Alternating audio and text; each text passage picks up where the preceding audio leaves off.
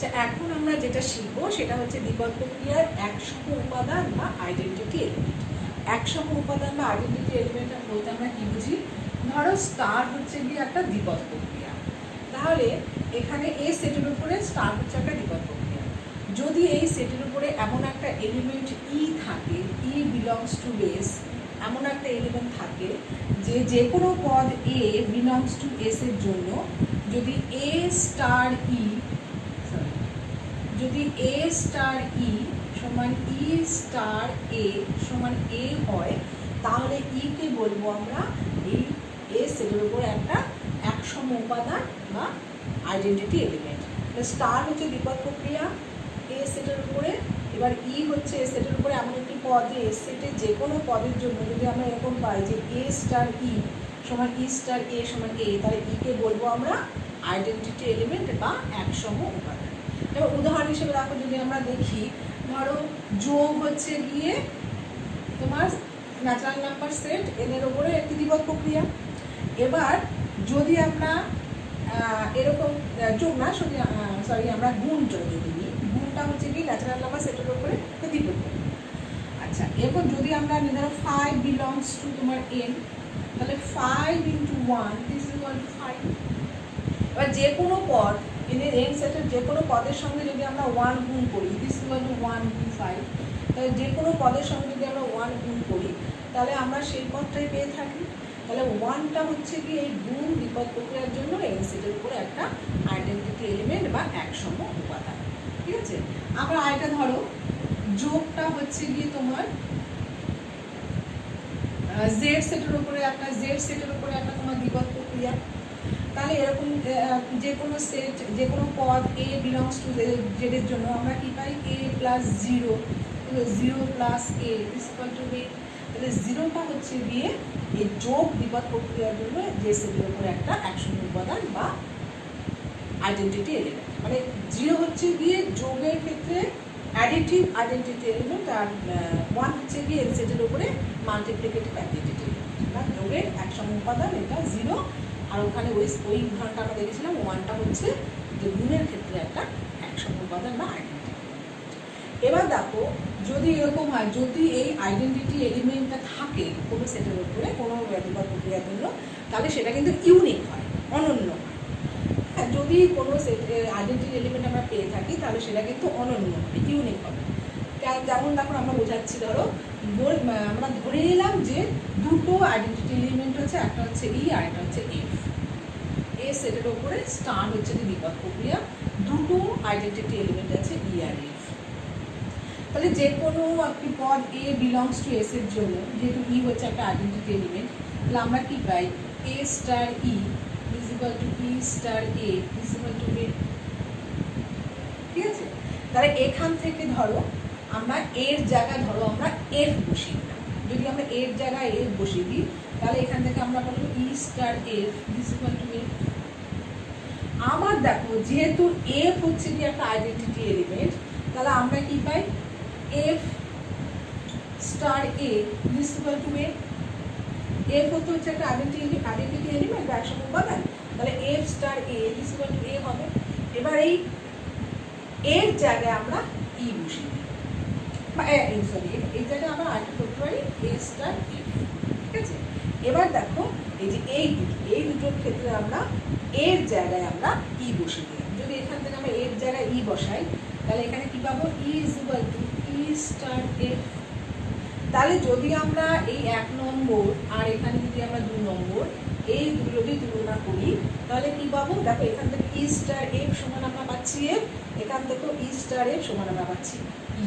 তাহলে ই star F এর এখানে মানে এখানে মানে ই, তাহলে দুটো একই হতে হবে, তাই না? তাহলে এখান থেকে আমরা কি পাচ্ছি ই ইজ ইকুয়াল টু এফ।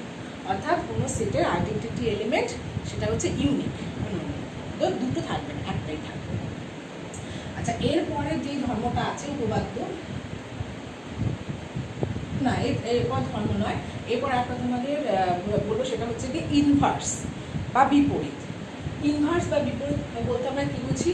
ধরো এস সেটের উপরে স্টার হচ্ছে কি একটা দ্বিপদ প্রক্রিয়া, ই হচ্ছে কি identity element, A belongs to S.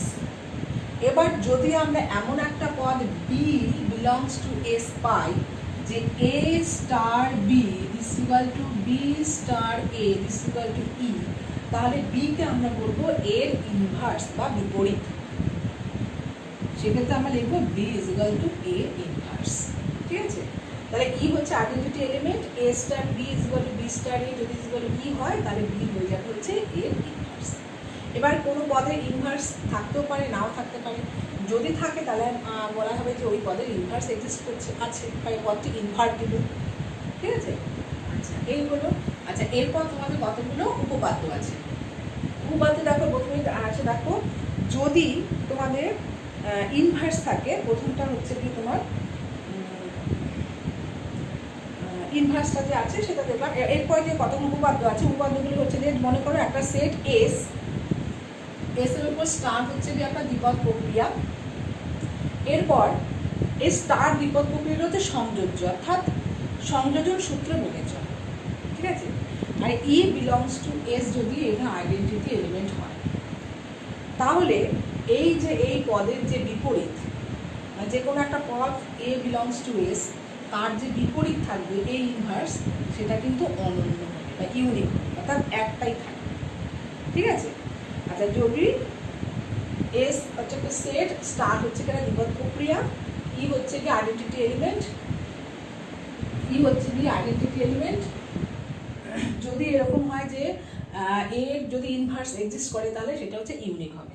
ঠিক আছে, আচ্ছা ঠিক আছে, ধরলাম আমরা এক্স আর ওয়াই দুটো পদ নিলাম, X Y belongs to S. ঠিক আছে, এবং এক্সটা ধরলাম হচ্ছে গিয়ে তোমার X Y belongs to S, ধরলাম এক্স বিলংস টু এস।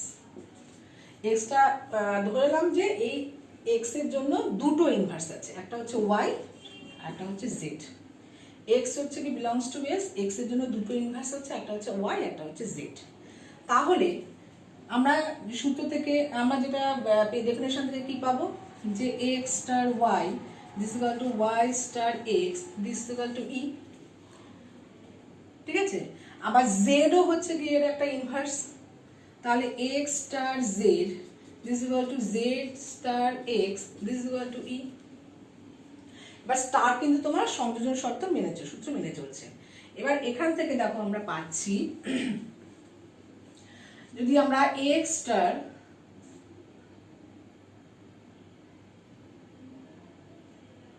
হ্যাঁ জেড স্টার এক্স আমরা নিই, না এখানে আমরা নেব হচ্ছে তোমার এক্স স্টার জেড স্টার ই নয়, আমরা নেব হচ্ছে Y star X star Z যদি আমরা নিই, তো Y star X star Z আমরা নিলাম। তাহলে এখান থেকে দেখো এটা তো তোমার সংযোজন সূত্র মেনে চলছে, তাহলে এখান থেকে দেখো আমরা কি পাচ্ছি, এই যে এক্স স্টার জেড এখান থেকে হয়ে যাচ্ছে তোমার Y star E this is equal to Y. Okay, আবার দেখো এখান থেকে আমরা পাচ্ছি, যদি এইভাবে নিই Y star X star Z, তাহলে এখান থেকে দেখো আমরা কি পাচ্ছি ওয়াই স্টার এক্স তার মানে হচ্ছে ই স্টার জেড, তাহলে এখান থেকে আমরা পাচ্ছি কি জেড। কিন্তু যেহেতু এটা সংযোজন শর্ত মেনে চলছে, তাহলে Y star X star Z this is equal to তোমার Y star X star Z হচ্ছে, তার মানে এটা ইমপ্লাই করছে Y is equal to Z. ঠিক আছে, তাহলে এখান থেকে আমরা পেলাম যে যদি কোনো পদের ইনভার্স এক্সিস্ট করে তাহলে সেটা ইউনিক, অর্থাৎ একটাই থাকবে, দুটো কখনো হবে না। আচ্ছা এরপর হচ্ছে গিয়ে আরেকটা উপপাদ্য, সেই উপপাদ্যটা হচ্ছে যদি এস একটা সেট হয়, স্টার যদি একটা দ্বিপদ প্রক্রিয়া হয়, আর এক্স বিলংস যদি এস হয়, তাহলে এক্স যদি ইনভার্টিবল হয় আর এই স্টার এটা হচ্ছে কি তোমার সংযোজ্য, অর্থাৎ সংযোজন সূত্র মেনে চলছে, এটা হচ্ছে তোমার সংযোজ্য, অর্থাৎ সংযোজন সূত্র মেনে চলছে। তাহলে আর এক্স যদি ইনভার্টিবল হয়, অর্থাৎ এক্স এর যদি বিপরীত থাকে, তাহলে এক্স ইনভার্সের inverse this is equal to X, X ইনভার্সের inverse this is equal to X. আচ্ছা এইটা কি করে আসছে দেখো, এক্স বিলংস টু এস, ঠিক আছে। তাহলে আমরা ই হচ্ছে গিয়ে তোমার আইডেন্টিটি এলিমেন্ট, তাহলে আমরা কি জানি এখানে x star E this is equal to x is equal to E star x, যেহেতু এটা হচ্ছে গিয়ে তোমার আইডেন্টিটি এলিমেন্ট। এবার এখান থেকে যেহেতু এক্সটা ইনভার্টিবল বলেছি, তাহলে x star x inverse this is equal to তোমার ই। এবার আমরা এক্স এর জায়গায় এক্স ইনভার্স বসিয়ে দেবো। যদি এক্স এর জায়গায় আমরা এক্স ইনভার্স বসাই, তাহলে এক্স ইনভার্সের inverse star x inverse this is equal to E, ঠিক আছে। এবার দেখো, না সরি, এটা তো যদি এক্স এর জায়গায় এক্স ইনভার্স বসাই তাহলে এখানে এক্স ইনভার্স হবে আর এখানে এক্স ইনভার্সের ইনভার্স হবে, কারণ আমরা এক্স এর জায়গায় এক্স ইনভার্স বসাচ্ছি। এক্স জায়গায় এক্স ইনভার্স স্টার এক্স ইনভার্সের inverse this equal to E, ঠিক আছে। এবার দেখো, এবার আমরা যেটা পাচ্ছি যে আমরা জানি x is equal to x star e. এবার এই এক্স এক্স এর জায়গায় আমরা এটা বসিয়ে দেবো, এক্স ইনভার্স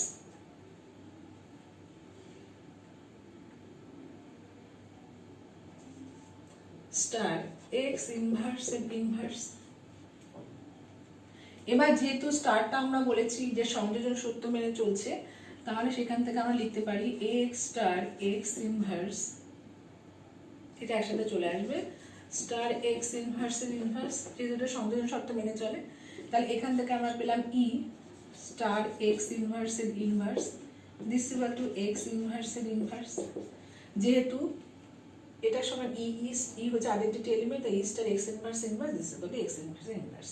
তাহলে এখান থেকে আমরা কি পেলাম, x is equal to x ইনভার্সের ইনভার্স। অর্থাৎ যদি এক্সটা ইনভার্টেবল হয় তাহলে এক্স এর ইনভার্সের যে ইনভার্স সেটা এক্সই হবে। এবার তৃতীয় যে উপপাদ্য, সেই উপপাদ্যটা হচ্ছে এই বটের উপপাদ্যটা দেখো, একই রকম দেখো, যদি এস একটা তোমার সেট হয়, নন এমটি সেট, স্টার যদি একটা দ্বিপদ প্রক্রিয়া হয় এবং এই দ্বিপদ প্রক্রিয়াটা হচ্ছে গিয়ে তোমার সংযোজন সত্য মেনে চলছে, অর্থাৎ সংযোজ্য বা অ্যাসোসিয়েটিভ ল হোল্ড করছে, তাহলে এখানে যদি এরকম হয় যে এ বি বিলংস টু যদি এস হয় এবং এ বি যদি দুটো পদের ইনভার্স থাকে, ইনভার্টেবল হয়, তাহলে এখান থেকে হচ্ছে a star b inverse this is equal to b inverse star A inverse হবে। এটা প্রমাণ করতে হবে, ঠিক আছে। এবার প্রমাণটা দেখো, আমরা ধরি x is equal to a star b আর y is equal to হচ্ছে b inverse star a inverse. তাহলে আমাদের যদি এটার ইনভার্স is equal to এটা দেখাতে হয়, তাহলে আমাদের কি দেখাতে হবে, যে x inverse is equal to y, এটা দেখাতে হবে। আর এটা যদি আমাদের দেখাতে হয় তাহলে আমাদের কি বার করতে হবে, কি দেখাতে হবে, দেখাতে হবে যে x star y this is equal to y star x this is equal to e, এই হচ্ছে আইডেন্টিটি এলিমেন্ট, ঠিক আছে। তাহলে এখান থেকে দেখো, তাহলে আমরা আসছি কিভাবে আসছি, ধরো এখান থেকে আমরা এক্স স্টার ওয়াই থেকে শুরু করি।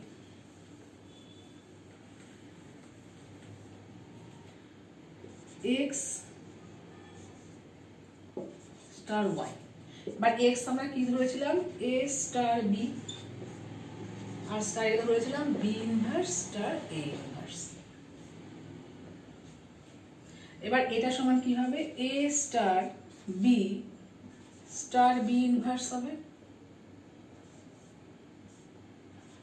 স্টার এ ইনভার্স। যেহেতু স্টারটা সংযোজন সূত্র মেনে চলছে, তাই এটাকে আমরা এইভাবে লিখতে পারি।